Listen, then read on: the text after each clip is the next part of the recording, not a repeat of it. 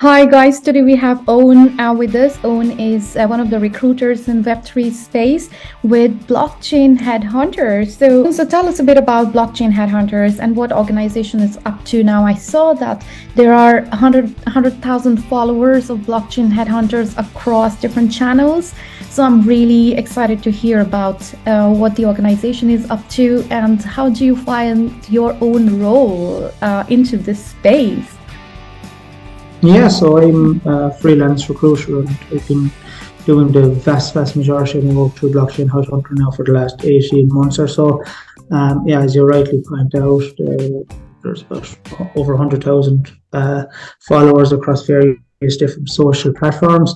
And the vast majority, of course, of those followers will be on LinkedIn. There's also about 8,000 or so on the Telegram. There's a couple of thousand on Discord. There's a few hundred on Reddit, and it's a huge brand in the Web3 space. It definitely has the largest social following of any Web3 recruitment agency.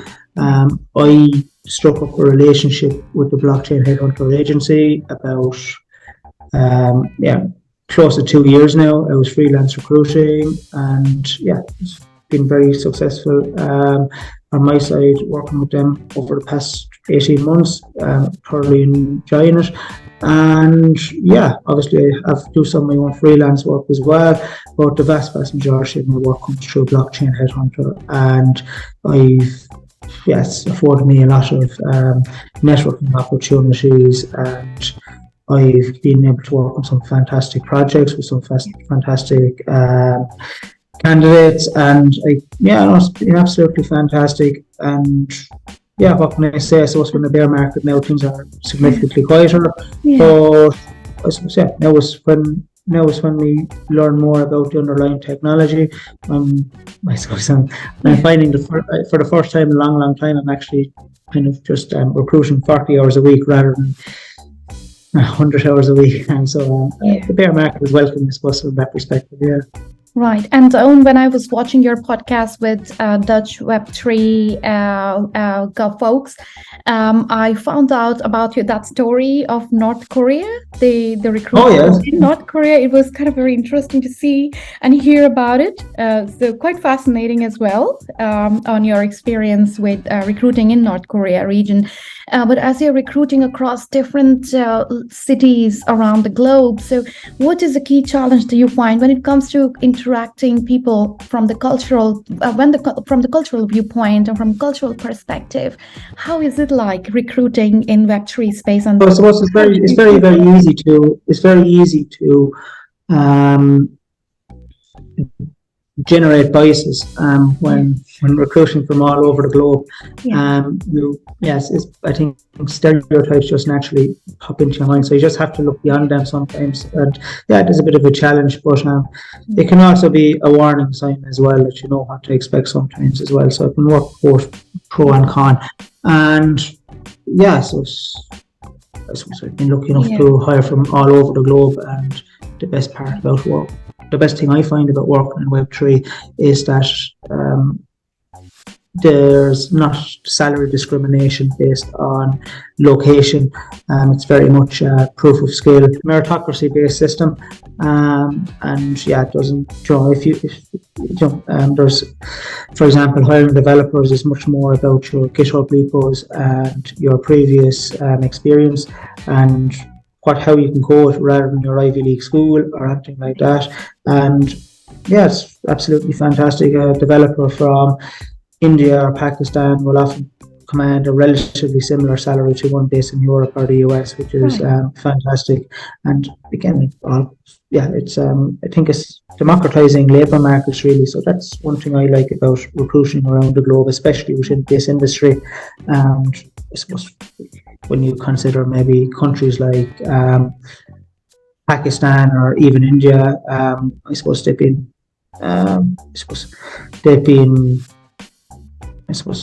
developer sweatshops, I suppose, for a lot of these big multinational companies over the years, and now in Web3 they're getting their fair share as well. So that's absolutely fantastic. And I think that, again, projects are less discrimination about location with respect to individuals. And what can I say? I suppose it's really great hiring across the globe. It just means that I suppose I'm up all hours of the night speaking to various different people. My calendar is open 16 hours a day. Usually my calendar consists of speaking to Asian or Australian-based candidates at night or in the morning, and people from somewhere like San Francisco over here at like 10 o'clock at night. So the nature of the industry we're in. When I was just watching the Dutch Web3 podcast, I also heard you saying that you would spend 3 hours writing your own content. So my question here, that's fascinating. Like when it comes to time managing in your own space, when you're working in different time zones and also contributing the content from your own experience, from your own learning out there and sharing it with the masses. So would you recommend what different channels would you go to when it comes to your own learning about this space? Because I do see that in this future of tech space, there is also a lot of noise out there in the market. Well, things are changing really fast, but I literally find it so hard to keep myself up to date or up to speed with so much of content out there. So what's your best practice when it comes to getting up to speed with latest projects? So just read the white papers, read various different books. I suppose one of my favorite books in the blockchain space is Blockchain Basics. Just gives you a basic, you can use that as a reference point. For example, come back closer to home, I've also been kind of nipping in and out of John Green's book Blockchain or Cardano for the masses as well, and there's various different books navigating the metaverse as well, and there's multiple different books that I've read over the last year or so, as well as white papers and YouTube videos as well. Just stay away from the influencers. Right, yes, I heard you saying that. Staying away from the influencers, true. And I also heard you mentioning about LinkedIn and Telegram and Discord are the key channels that you will recommend. So Reddit, for example, is a fantastic place. If you're curious if you're curious about development in an ecosystem or something about a programming language, you'll find that there's a lot of insightful conversations going on in Reddit, and I've found myself immersed many times in some very interesting Reddit threads as a viewer, not a participant. So so there's various different Telegram. I suppose if you wanted to get involved in Web3 as a career, there's various different DAOs, join their Discords, become involved in the communities. Again, it's all social at the end of the day. As you've been recruiting around across different countries, so where would you say is the majority of the work is going on in this future of tech space? Is there one country or certain cities that you would name that are really going at a very fast pace when it comes to mainly, say, for example, Web3 content or metaverse? So just to get some. I think that there's some, I suppose, from a talent point of view, I've always had great respect for developers out of Pakistan. There's some great Web3 talent, and especially some great low latency developers out of Pakistan. And I think that India as well, of course. I'm not just saying that, but there is some fantastic blockchain talent in India, and that's one of the reasons why I'm so interested now in Polygon, for example, because I think that from a DevRel point of view, they've really captured the Indian market very, very well. And there's no real country in specific. I suppose that's the thing about Web3, it's global, it's very much inclusive. It's a global community. Part of it, so there's no real one location. So as a lot of it's interesting. Like I love talking about this space, and especially like learning about it, because there is so much knowledge that you have from your experience from the last several years, and when you talk to people, you're directly involved in the project. So yeah, this space is really exciting. Now, I was just thinking about when it comes to the roles, right? So there are UX designers, software developers, product managers, and there are several roles you're recruiting as well. It's a very exciting role, Owen. Your role is really, really exciting. It's a cross-cultural hiring different roles and having different you need to also have different expertise to hire a certain role. And from my own understanding of this space is that there are a lot of startups currently in the market. So is there more need of developer? Do you also see there are big roles for product people? Because from my own product experience and being in this industry, I do see that as the technology is changing, the roles are going to be changing as well. So how are we filling this gap from recruiting in the traditional way that's very established to a new way of recruiting? So maybe I asked here two questions to you. So maybe let's just focus on the first one. That what is the major need right now? It's mainly on focus on developers or UX designers at the moment? Yeah, so again, so any decent developer, Solidity, Rust, Golang, will never be stuck for work. If you have a good reputation in the space, you'll be fine. And yeah, again, there's good demand for business development professionals, senior business development professionals that have a strong network within the space. And yeah, I suppose every function really is struggling. While strong developers are obviously fine, and experienced business development professionals with a deep network in the industry, they're fine as well. But it's tough for a lot of people. For example, I was speaking to a kind of a Web2 marketing leader. For use of a better term, and she's marketed into Web3, and she's just not happy that she's not getting her foot in the door effectively into a Web3 company. And I just reassured her to say that there's a lot of people that would love to be in her shoes in the Web3 space, because she has a very good paying job. And so again, there's a lot of good people looking for work at the moment, and just the volume of roles have significantly decreased. I remember being on a podcast a few weeks back saying that the volume of roles have decreased by about 75% since the bull market. I would go as far to say now that it's probably about 85% decrease in roles at the moment. The Blockchain Headhunter agency is very lucky that we have one or two live clients still hiring, keeping the show on the road. But there's a significant drop off in the number of roles out there within the Web3 space at the moment.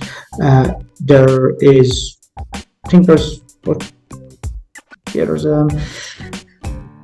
still good demand for fractional advice as well. Right. I just before there's some projects as well that are coming to me as well saying, listen, we can't really afford to pay someone right now, but would someone be able to take an equity play, for example? So there's two clients that I'm working with at the moment that are looking for developers. They can't really afford to pay them, so they'll pay me in tokens, because I know, for example, when they go to a VC round, they'll earn significantly. That I believe in their projects long term, and happy days then. I'm happy to help them out. But there's just not a lot of paying employee opportunities out there at the moment. But if you're a good developer or even strong business development professional, you're absolutely fine. So product you mentioned specifically is really struggling. And I have one product role at the moment, that I'm working on, but it's one area that was the first to really collapse in blockchain during the bear market. I think that the demand for product is kind of a funny one, because when teams are rapidly scaling and growing their teams too quickly, I think they realize, yes, we need product professionals to help, but when it came then to preserving runway, no, they quickly rescinded. Yeah, in a lot of instances, yeah. And Owen, just before meeting you, I saw someone did a post on LinkedIn that how much that they just saw some stats where majority of people from Web3 have moved to an AI space after ChatGPT came alive. So yeah, it was interesting to just read that the heading of that post. So it's very much resonating with what you just said, that the roles have been reduced recently. Yeah, there are fewer opportunities now, considering all the macroeconomics and going on around the world, but definitely will improve in the near future, because that's the future, community-driven web. Yeah, right. No, like a lot of these Web3 people, a lot of kind of pseudo Web3 experts have moved across to AI, and they're more than welcome to them. So like where there's money, there's bullshit, unfortunately, and thankfully that bullshit is now moving over to AI where the money is. Yeah. Right. Interesting. So it's yeah, absolutely. That's it's good to hear the perspectives, obviously. And Owen, so I'm looking at LinkedIn for day in, day out, obviously, and you'll read a lot about someone from their tagline, and automatically now there's people in that would have been solely all in Web3. Now they're also claiming to be AI experts as well overnight. So yeah, definitely interesting. So me into product space from the last 2.5 years, I was exploring Web3, Metaverse, crypto as well. I got really good experience trading cryptocurrencies. Did my own technical analysis, and I'm being an autodidact. So I'm a person who take my own actions, and I go and execute that task when I'm solely into it, and if something gains my interest. So I started exploring this space, NFT, Metaverse, and being a really ambitious person. And I love technology so much, and especially this technology, which is going to it's going to transform the way we work as well. Of course, our lives in a certain way, being from the digitalization point of view as well. Now, because this space was so lucrative and exciting, and it's a place for really creative technologists, enthusiasts. So I started looking for roles and how can I get into this space. And every time my CV got rejected, my current employer shouldn't know about it, but I did try to to get into this space, because I felt that this is something I would really love to do. This is ambitious. This is exciting and creative. And every time my CV got rejected, I felt very disappointed, but I was questioning myself that what is the issue out there, what I'm not mentioning, what companies want to see in my CV. For example, Binance or Coinbase, what they would like to see in the CV of a product person who is applying for these roles as a product manager into crypto, product managers, NFT, Web3. So is Blockchain Headhunters also providing consulting to the candidates? And some yes, and listen, like a lot of those calls, like I do about, I would say about 5 or 6 calls that I know that have no immediate commercial benefit to me, helping people get into Web3. And oftentimes, like you mentioned, kind of you're looking to get into Web3, great. And then you mentioned that you've applied for the likes of Coinbase and Binance. The resume that you're creating for Binance or Coinbase probably should be a lot different to the resume that you're applying for with a Web3 startup. Make sure the one for Binance and Coinbase is obviously ATS compatible, which will look a bit boring, but yeah, okay. The one that you're creating for the Web3 founders then should be show your creative flair a lot more as well. And then I suppose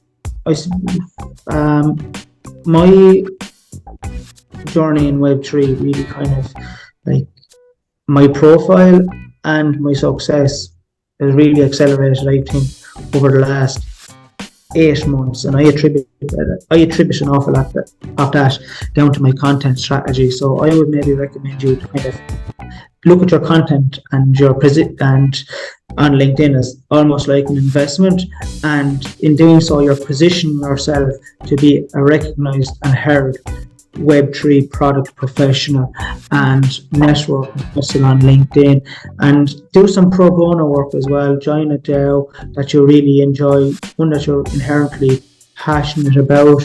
I can send you over a few names after the call. I just of what to do or who to reach out to with respect to maybe internship opportunities, and yeah, maybe just reach out to a few CPOs at leading projects. And if you reach out to about 20 or 30 of them, I can guarantee you that about 3 of them will reply, and just ask them for some advice, getting a call, mentor them, and they'll appreciate that, and they will keep an eye out for you, I think, when other opportunities come out. But obviously be testing yourself as well, and yeah, just show genuine proof of interest. The University of Nicosia course is obviously starting next week. Just get on that. And yeah, no, it's fascinating. I find the technical product space in general, because I do feel for technical product professionals working in Web3, because they can often be confined by the ecosystem that they're working in, I suppose, in many respects. So keep hustling, really. There's no secret formula other than time and persistence. Yes, absolutely. And also, so as I was getting really curious about that and did some certifications and trainings with Blockchain Council. Yeah, so I did put that in my CV as well, and I tried to explain more on my last 2 years of journey into. Again, we're in a bear market at the moment. I suppose it's probably not your fault to a large degree as well. A lot of these Web3 projects that are willing to spend on a product manager at the moment is they're very myopic in terms of what they're looking for, and there's a severe underappreciation of Web2 talent in Web3. I don't understand it really myself. Yes, there is nuances, but they're grossly overemphasized, and the volume of roles are obviously considerably lessened. Right. Yeah, the candidates that should be applying for a $100,000 role would be getting offers significantly higher this time last year, maybe even double what they were than last year. So again, the talent pool is just a lot larger. Okay. Competition is much more fiercer, and just find a project that you really like. Maybe look at a project that could do with some pro bono support, and they'd love to have your help. Look at it as a 6-month investment. Do a couple of hours per week with said project, and you'll be fine then. I think a lot of these projects just don't appreciate Web2 talent. Yeah. Dare I say it? Right. That's not your fault. Yeah. Just in that instance. And I do see from my own search on LinkedIn, I spend a lot of time on LinkedIn. I do see that there are very few product managers out there who are working on wallets or in this. So if I can ask, what interests you? Like, forget about blockchain tech for a minute. What interests you as an individual? Anyway. What interests what interests me into the space? Yeah, like what are you interested in?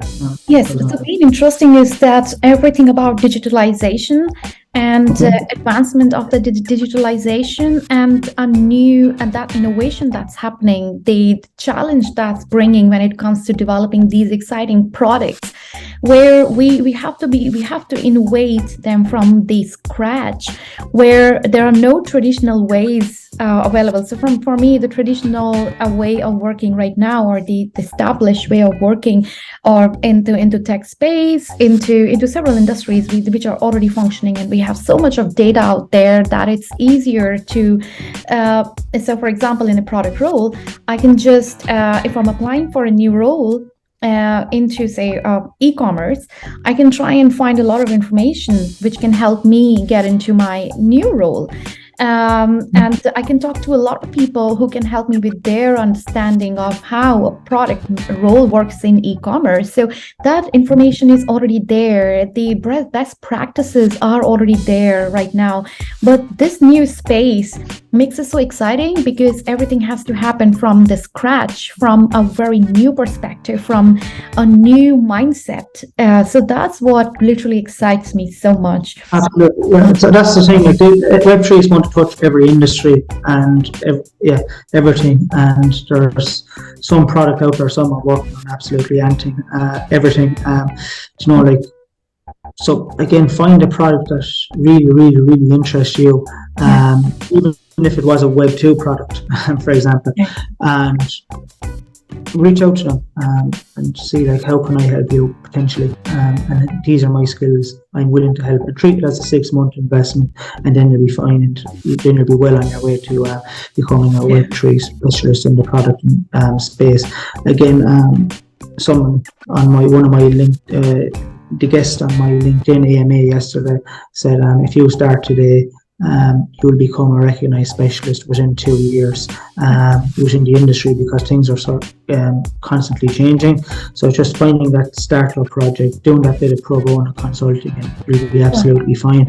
And like, for example, one thing that might help you maybe filter projects is have a look at projects that are kind of after doing angel rounds or have a small bit of VC funding that might not be able to justify a full-time product professional, but at the same time could do with your help and support. And who knows, that project could really scale massively over the next couple of years. And yeah, like for example, I was lucky enough to help someone become a millionaire. Wow.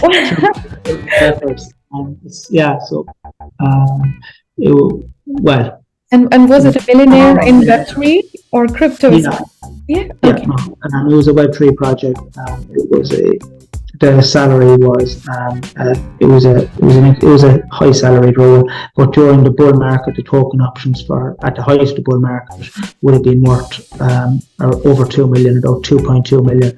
The token options, now they'd be significantly less then, but for a small fleeting period of time, that person's options were in the 7 figures. Right. Interesting. But that's you have to explore every single opportunity in Web3. Like, just some startups are better than others, and you kind of have to. Well, you say don't trust, verify. Sometimes you just have to go with your gut as well. Right.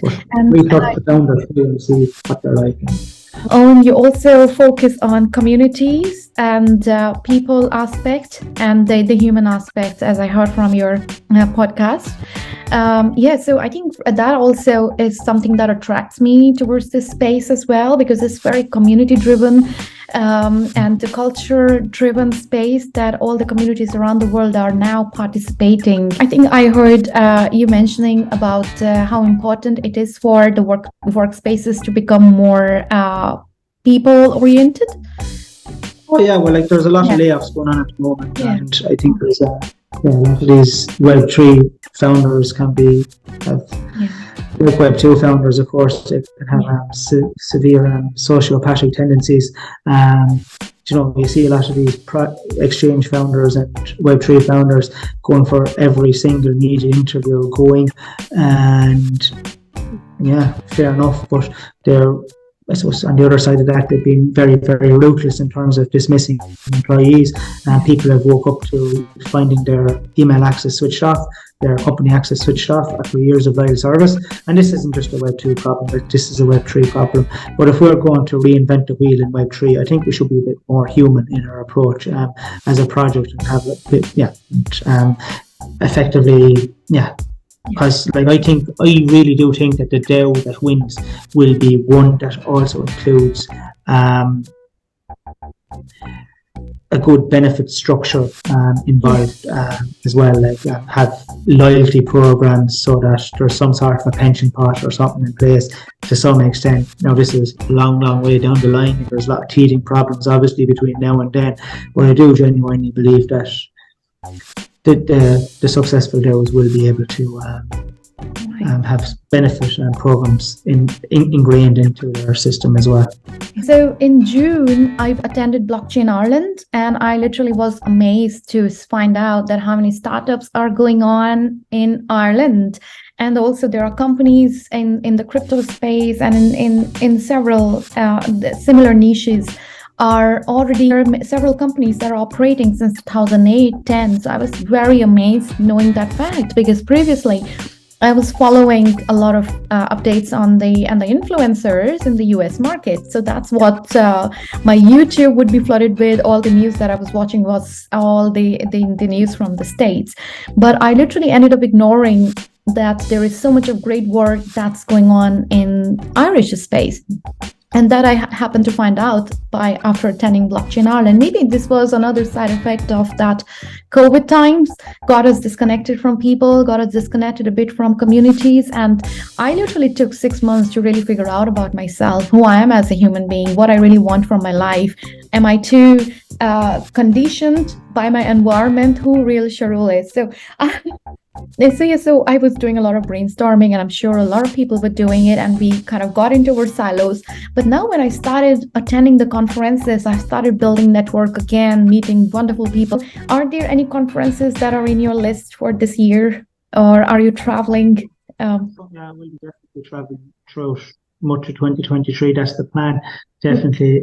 I've actually only ever been to 2 conferences ever, and the reason why I haven't gone to more is simply because I was just so busy. Effectively working every hour of the day during the bull market. Recruiting. So now it's kind of, now that things are a little bit quieter, I'm definitely going to be flat out going to various different conferences. Probably do Paris Blockchain Week. Might go to NFT NYC. I'm speaking at an event in Riyadh. So a friend of mine organises those events, the Web3 Live series. We've had events in Lagos and in Abu Dhabi previously, and they were very successful. And the next one is obviously in Riyadh, so that'll be exciting. And be going. So like I plan on visiting various different countries as well. So like I'm planning on doing just seeing places as well, and have mixing them in conferences as well. So and obviously I'll be at Blockchain Ireland as well, probably later in the year as well. So I'll be. I know I'm kind of giving myself a goal of about 8 different countries, because you can't beat those human-to-human interactions at these events, and I've only scratched the surface in that respect. I haven't really done any conferences really, except for the 2 that I've been at, and they were local to me, and even seeing the relationships that I built from those 2 conferences were fantastic, but I still haven't even scratched the surface in kind of utilising human-to-human interactions better, because you can't beat speaking to people in real life. No, I truly believe, and I feel the difference now when we meet people one-on-one, how much impact it has. And when I meet somebody one-on-one, how influenced and inspired I return back to my home. That sure, you have to do things, you have to kind of be goal-oriented, set a goal for yourself. And it's great to build community. And I'm a very people person, so I enjoy going to conferences now. I'm gradually getting back there. And that's the great thing about Blockchain Ireland as well. There's no bullshit attached. Like it's like those, obviously a lot of these conferences are charging ridiculous amounts of money to attend, and they weren't. Obviously it was a free conference, which was absolutely fantastic. And a lot of these other conferences, for people to get free tickets, they applied to speak, which is also bullshit. I think that kind of controlled me to go to a lot of these conferences in Web3 are just typical bad Web3. Anyway, I could go ad nauseum about that, but I think that like again, conferences aren't for the actual conferences themselves in a lot of cases, for the networking. Yeah, right. And Owen, so after you had been on that Dutch Web podcast, has there been something new come up, or any other exciting thing that you have discovered in the meantime that you would like to share? No. Okay. You have come up. Okay. But I'll definitely share a link with people of that podcast. It was an exciting podcast to watch. Yeah, so for me, Cardano community, I really like their project, and they are very philanthropic oriented as well. I really like Polygon. I do go through different white papers of these projects now when I have had my learnings of making wrong investments, and then understanding from there on how you can evaluate a project. So which one would you say? Do you have any favorite project out there that's close to your heart? Again, I kind of look at projects in multiple angles, and I'm just fascinated about how some of these projects will survive post-merge. To be perfectly honest, two projects that I love. Obviously, I'm a Bitcoin maximalist at heart. So just to put that, make that abundantly clear, I'm 95% Bitcoin, 5% everything else. But I do believe a proof of work world and a proof of stake world can coexist. I really like the Algorand pure proof of stake approach, and I'm also a huge fan of Ethereum as well, in spite of in spite of my very, very pro Bitcoin stance. But with respect to consensus as well, of course, I'm always fascinated by their employee retention rates as well. I think that there's a reason why they're successful, is because they can look after employees I look at LinkedIn profiles frequently, and I've noticed parity employees and consensus employees, they tend to stick around a lot. So from that perspective, I think it's no coincidence that both those projects are obviously very, very successful, and I'm a huge Polkadot fan as well, and I think there's some great projects working with in that ecosystem. One of those being Polkadex, which is you familiar with it? Yes, I am indeed. Yeah, okay. All small projects within Polkadot, and several projects going on within Cardano blockchain. Yeah, but I would love to hear from you. Tell us more, please. Yeah. I just felt like I stopped you there when you were talking about Polkadot there. Yeah. Oh yeah, so like it's so again, you have the FTX debacle, and I think that is really that's a project that really helped. It's a decentralized order book exchange, and I think that the demand for that in light of the FTX disaster is apparent. It's clear as day. And I just really, really like the project, and I think that is one of these projects within the Polkadot ecosystem that will really thrive in the next year or two. And it's just the developer ecosystem as well within around Polkadot as well is really, really thriving. And I love dealing anything to do with Rust developers. They're a weird and wonderful group of people. Their passion for the language is infectious, and I think that Polkadot is kind of winning the race, I suppose, with respect to onboarding Rust developers. But that being said, there's some great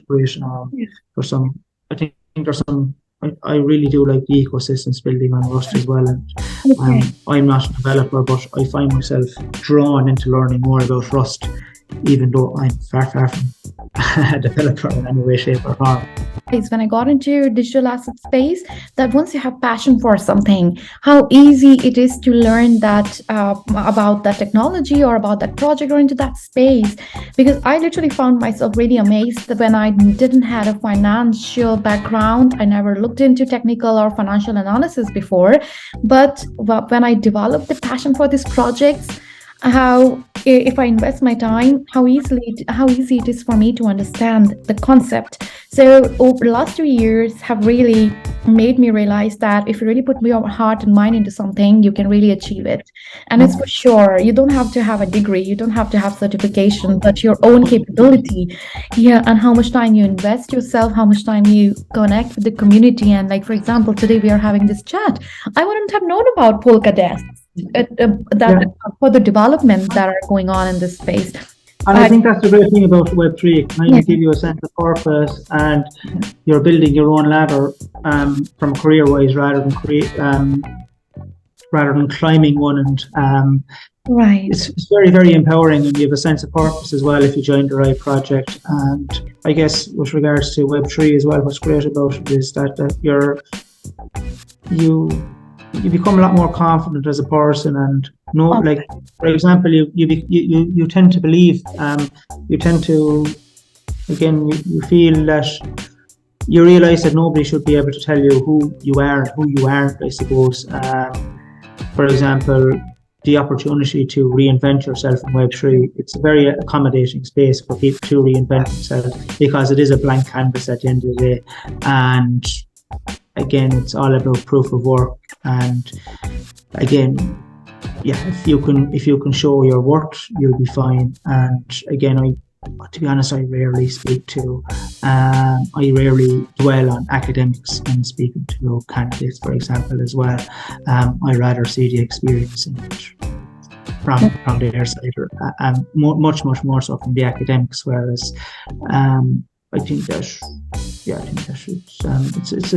it's a new chapter, it's a new world, and I think Web3 is like it's a great place to reinvent yourself, and don't let anyone tell you who you are. And absolutely. Professionally speaking, Yeah, and Owen, as you mentioned about the University of Nicosia, I really like their efforts of providing these fee-free courses that goes on for 8 to 10 weeks for individuals to explore this space and see if they're building their interest in it. And also now we have MSc in blockchain. We have blockchain courses in Trinity College.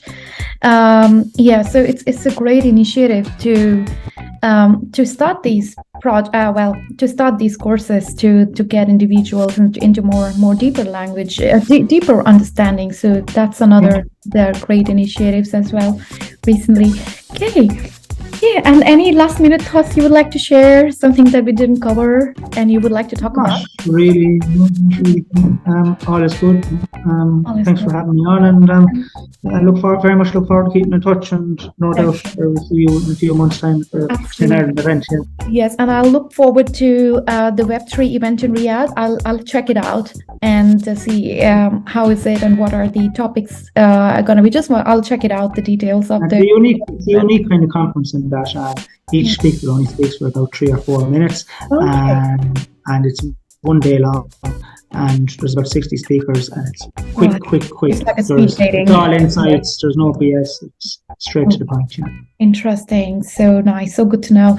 And I look forward to seeing you in one of the conferences in Dublin going forward, probably in Blockchain Ireland. But thank you for your time. Take care, and we'll keep in touch.